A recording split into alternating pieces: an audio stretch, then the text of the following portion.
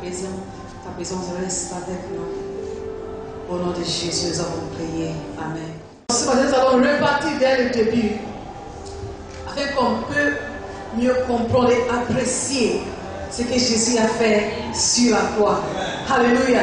Et souvent, quand tu prêches sur le succès, de comment cette clé pour la réussite, et tu prêches sur comment avancer dans le mariage, et comment réussir dans les études, mais les gens sont prêts à écouter. Mais quand il s'agit du salut, la base de notre chrétienté, les gens disent, oh, mais c'est quoi ça?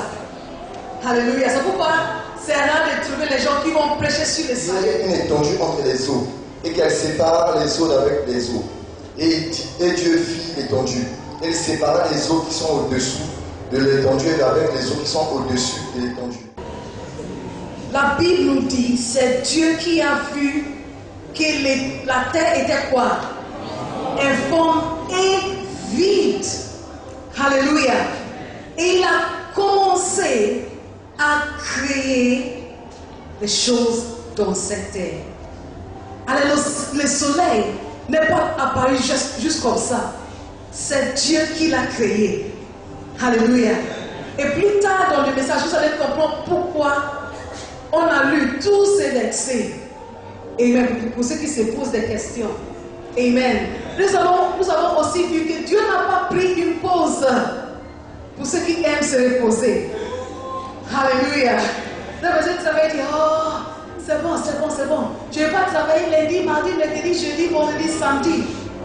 Mais Dieu a créé les cieux, la terre, les êtres humains, tout.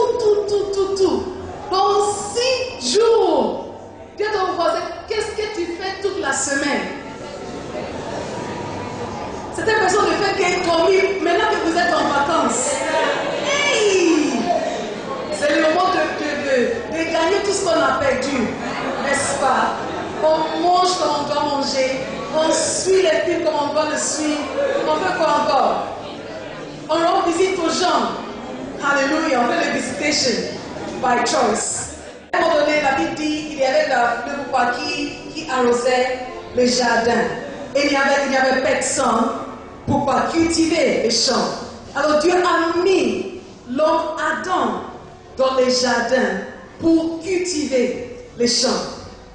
Amen. Et pour moi, ça indique quelque chose.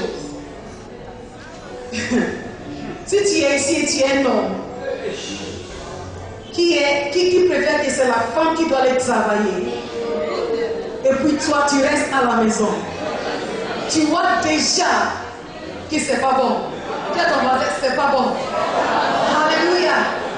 Parce que Dieu a mis l'homme d'abord dans les jardins.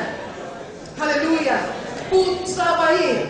Et c'est après que Dieu a créé la femme. C'est pourquoi les gens disent les femmes on aime le confort. Parce qu'on n'a pas été formés de la poussière comme les hommes. Alléluia. Amen.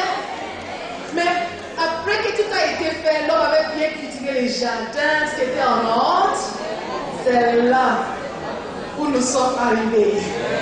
Alléluia. Alors si tu penses te marier un jour et tu es un homme, il ne faut pas penser que je vais chercher l'argent des parents pour juste faire ce que je dois faire. Tu dois d'abord savoir comment cultiver ton jardin. Alléluia. Amen. Et c'est après que la femme doit venir. Que la femme dise Amen. Amen. Et aussi on va travailler. Amen. Parce que vous allez voir dans le chapitre qui suit, ce qui a causé la chute de l'homme. Alléluia. Amen. Nous allons passer sur le 3e chapitre. Ne vous en faites pas, on ne lit pas le livre entier de Genèse. On lit, ça c'est le dernier chapitre, et puis on va continuer. Je veux qu'on comprenne ce que Dieu a fait pour lui. Que l'Éternel Dieu avait fait. Il dit à la femme, Dieu a-t-il réellement dit, vous ne mangerez pas de tous les arbres du jardin? La femme répondit au serpent, nous mangeons du fruit des arbres du jardin. Mais quant au fruit de l'arbre qui est au milieu du jardin, Dieu a dit, vous n'en mangerez point et vous n'y toucherez point, de peur que vous ne mouriez. Alors le serpent dit à la femme, vous ne mourrez point, mais Dieu sait que le jour où vous en mangerez, vos yeux s'ouvriront et que vous serez comme Dieu, connaissant le bien et le mal. La femme de ma vie. Il avait chanté comme Berthe a chanté pour sa femme le jour de leur mariage. Alléluia. Parce qu'il avait l'amour pour cette dame qu'il voulait épouser. Et la femme aussi l'a cru de tout son cœur. Alléluia. Mais la nuit, quand les brigands sont arrivés, vous savez ce qui s'est passé? Le monsieur, il a couru. Et il est parti se cacher dans le congélateur. C'est sa femme seule avec les brigands.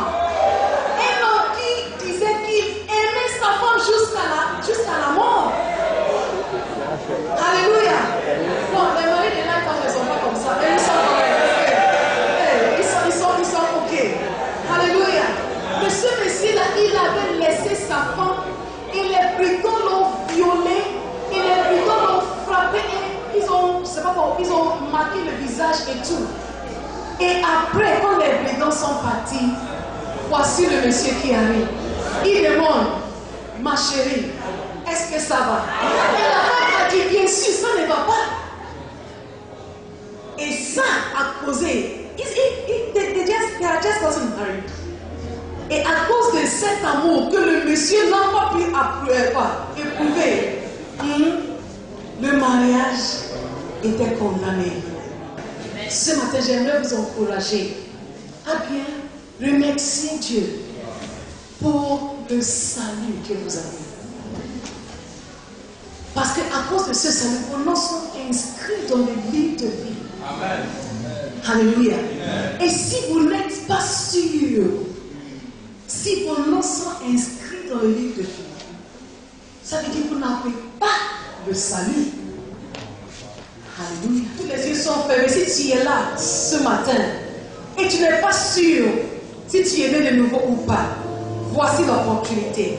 La Bible nous dit en Apocalypse, Jésus dit, voici, je me tiens à la porte de ton cœur et je frappe. Je vais continuer à frapper jusqu'à ce que si tu m'invites, je viendrai et je vais souper avec toi. Si tu ouvres ton cœur, tu dis, Jésus, viens vivre en moi, il viendra. Et les malédictions qui ont suivi Adam, quand le jardin d'Éden a été fermé, ça ne te poursuit. I don't know, it won't follow you anymore. Parce que maintenant tu as le salut. Est-ce qu'il y a des qui me disent, pasteur, je ne suis pas sûr. Si mon nom est inscrit dans le livre de vie ou pas, prie avec moi. Je veux avoir le salut. Je veux le salut.